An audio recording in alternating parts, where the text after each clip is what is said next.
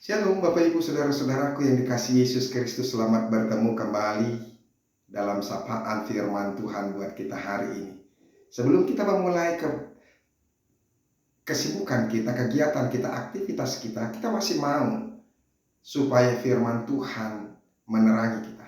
Sebelum hidup kita ini, hati dan pikiran kita ini disita oleh kegiatan-kegiatan dan kesibukan-kesibukan dunia kita yang harus kita hati-hati bahwa itu bisa menenggelamkan kita ke dalamnya. Maka mari hati dan pikiran kita dikuasai oleh firman Tuhan melalui sapaan firman Tuhan dan renungan kita buat hari ini. Amin. Firman Tuhan yang menjadi renungan bagi kita hari ini yaitu yang terambil dari Yakobus pasal yang kelima ayat yang ke-13. Tetapi sebelum kita mendengarkan firman Tuhan, marilah kita berdoa terlebih dulu. Kasih karunia dan damai sejahtera dari Allah Bapa dan dari anaknya Tuhan Yesus Kristus, itulah yang menyertai hati dan pikiranmu sekalian. Amin. Yakobus pasal yang kelima ayat yang ke-13 dikatakan demikian. Kalau ada seorang di antara kamu yang menderita, baiklah ia berdoa. Kalau ada seorang yang bergembira, baiklah ia menyanyi. Demikianlah firman Tuhan. Bapak Ibu Saudara-saudaraku yang dikasihi Yesus Kristus, doa dan menyanyi atau memuji, bersyukur kepada Tuhan, itu adalah bagian yang harus ada setiap saat dalam kehidupan orang-orang percaya. Dalam doa kita akan dikuatkan, kita akan diteguhkan, dan kita sedang menyampaikan semuanya ke dalam tangan Tuhan. Dan di dalam nyanyian syukur kita sedang bergembira, memuji, memuliakan nama Tuhan karena kebaikannya. Oleh karena itu Bapak Ibu Saudara-saudara, firman Tuhan ini mengingatkan kita. Karena memang dalam hidup manusia termasuk orang-orang percaya, suka dan duka itu terus datang silih berganti. Ketika duka, penderitaan, pergumulan, persoalan, masalah kita datang, diarahkan kita saudara-saudara untuk berdoa. Doa adalah satu media buat kita untuk menyampaikan, membentangkan, memberikan kepada Tuhan segala pergumulan, segala masalah, segala persoalan yang membuat kita menderita. Ketika kita berdoa, kita mau menyampaikan seluruh apa yang menjadi beban bagi kehidupan kita kepada Tuhan. Ketika kita sedang berdoa, saudara-saudara, kita sedang mau menyampaikan bahwa Tuhanlah yang menyelesaikan, Tuhanlah yang memberikan kekuatan, Tuhanlah yang menolong. Karena memang secara manusiawi kita tidak akan mampu untuk membebaskan, melepaskan, dan mengalami kekuatan, keteguhan hati ketika kita menghadapi persoalan kita. Ketika kita berdoa, kita sedang mau menyampaikan kekuatan, meminta kekuatan, dan sedang mengakui bahwa Tuhan adalah penguasa. Tuhan berkuasa untuk memberikan pertolongan kepada kita. Ketika kita sedang berdoa, berarti kita sedang merendahkan diri di hadapan Tuhan. Dan itu yang paling Tuhan kenan dalam kehidupan kita. Oleh karena itu saudara-saudara, mari kita berdoa. Itu yang mau disampaikan oleh firman Tuhan. Sama seperti apa yang dikatakan oleh Mazmur 50 ayat 15. Dikatakan, berserulah kepadaku pada waktu kesesakan. Aku akan meluputkan engkau dan engkau akan memuliakan aku. Jadi ketika kita mengalami penderitaan dan kesesakan, mari datang kepadaku. Berserulah kepadaku.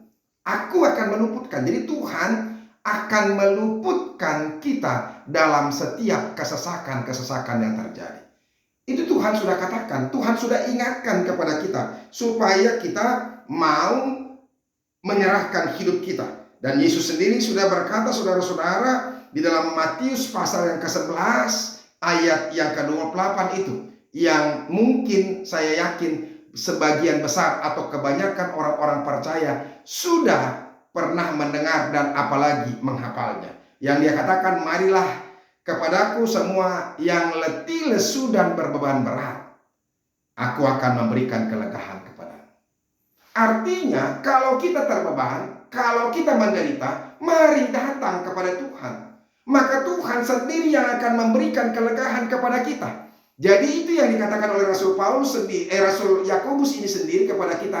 Kalau kita menderita, baiklah kita berdoa. Itu. Jadi makanya ketika kita mengalami pergumulan, berdoa kepada Tuhan, berserah kepada Tuhan. Itu yang pertama yang Tuhan mau sampaikan kepada kita. Yang kedua, sama seperti yang saya katakan tadi, suka dan duka itu silih berganti.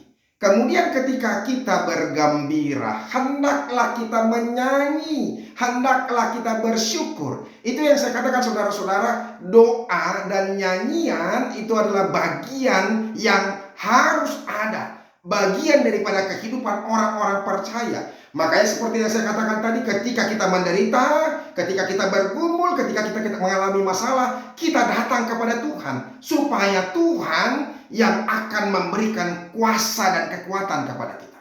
Tetapi ketika kita juga merasakan kegembiraan karena berkat Tuhan, karena kasih setia Tuhan, karena anugerah yang Tuhan berikan kepada kita, maka marilah kita apa?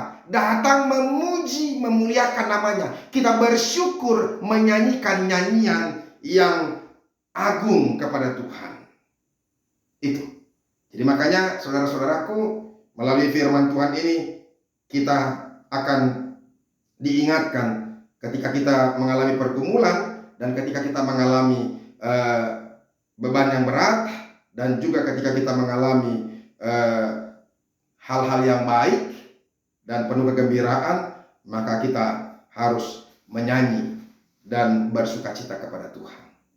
Itu yang juga dikatakan oleh Mazmur 97 ayat 12. Bersukacitalah karena Tuhan, hai orang-orang benar, dan nyanyikanlah syukur bagi namanya yang kudus. Jadi memang kita harus menyanyi, bersyukur kepada Tuhan atas kebaikan-kebaikan Tuhan.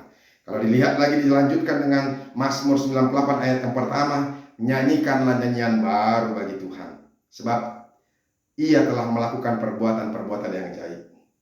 Keselamatan telah dikerjakan kepadanya oleh tangannya, oleh tangan kanannya, oleh lengannya yang kudus. Tuhan telah memperkenalkan keselamatan yang daripadanya. Oleh karena itu saudara-saudara, jangan lupa berdoa dan jangan lupa bersyukur. Ketika kita bersyukur menyanyikan pujian kepada Tuhan, maka sukacita kita akan genap dan kekuatan yang baru terus akan datang kepada kita. Bapak Ibu saudara-saudara, kalau ada orang yang berkata, saya selalu orang berkata kepada saya dan meminta kepada saya, Pak Pendeta doakan saya. Doakan saya. Ada begitu banyak pergumulan yang terjadi. Saya mau katakan kepada kita, baiklah kalau kita melibatkan orang-orang yang kita kasih, sahabat-sahabat kita, apalagi hamba-hamba Tuhan, untuk berdoa kepada kita. Tapi saya mau katakan kepada kita, berapa lamakah teman-teman, sahabat kita, atau apalagi hamba Tuhan boleh berdoa kepada kita? Sekali, 2 kali, 3 kali, 5 kali, 10 kali, 100 kali. Saya yakin kalaupun kita didoakan hanya 1, 2, 3 kali, selebihnya tetap kita yang harus berdoa kepada Tuhan. Makanya mari buka hati kita untuk kita sendiri datang kepada Tuhan. Itu yang seperti Yesus katakan, secara pribadi Tuhan berharap, marilah datang kepadaku kamu yang letih lesu dan berbeban berat. Kalau engkau terbeban, kalau engkau menderita, datang kepada Yesus. Jangan hanya kepada orang lain.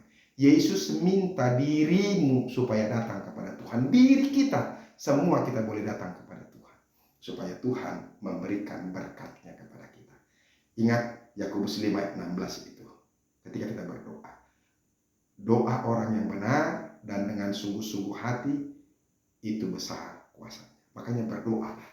Berdoa untuk dirimu dan berdoa untuk orang-orang yang kudus di hadapan Tuhan. Tuhan Yesus memberkati. Terima kasih Tuhan untuk firman-Mu yang boleh kami dengarkan. Berkatilah itu. Jadikan kami terus tinggal dalam doa dan bersyukur, menyanyikan pujian bagi Tuhan. Dalam nama Yesus Kristus kami berdoa. Amin. Bapak Ibu saudara-saudara yang sudah dengarkan firman Tuhan, teruslah tinggal dalam doa dan nyanyian pujian buat Tuhan. Sampai ketemu besok. Teruslah mendengarkan firman Tuhan. Salam.